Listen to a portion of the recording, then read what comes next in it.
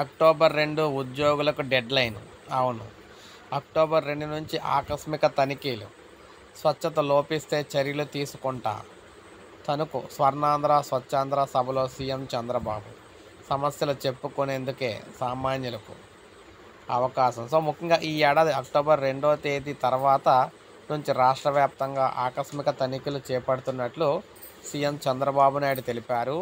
ఎక్కడికి వచ్చేది 2-3 గంటల ముందే తెలియజేస్తానని కూడా ఎమ్మెల్యేలు అదేవిధంగా పరిగెత్తాల్సి వస్తుందని చెప్పారు. స్వచ్ఛత లోపిస్తే సంబంధిత అధికారులపై చర్యలు తీసుకుంటామన్నారు. పశ్చిమ గోదావరి జిల్లా తణుకులో నిర్వహించిన సభలో ఈ విధంగా తెలియజేశారన్నమాట.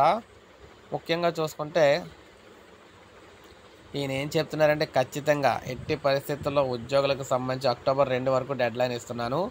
ఆ తర్వాత ఏ విధంగా కార్యక్రమం స్టార్ట్ చేస్తామో ఆ విజయం సాధించేలా ఉండాలి. మీరు ఇష్టం వచ్చినట్టు చేసినట్లయితే అధికారులపై చర్యలు తీసుకుంటానని నేనైతే తెలియజేయడం జరిగింది. సో ఈ విధంగా ఉద్యోగులకు సంబంధించి అక్టోబర్ 2 అనేది డెడ్లైన్గా అయితే ఇవ్వడం జరిగిందనమాట ప్రభుత్వం. సో ఇది మనకు అప్డేట్. ఒక లైక్ చేయండి, సబ్స్క్రైబ్ చేసుకోండి, మన ఛానల్ సబ్స్క్రైబ్ చేసుకోండి.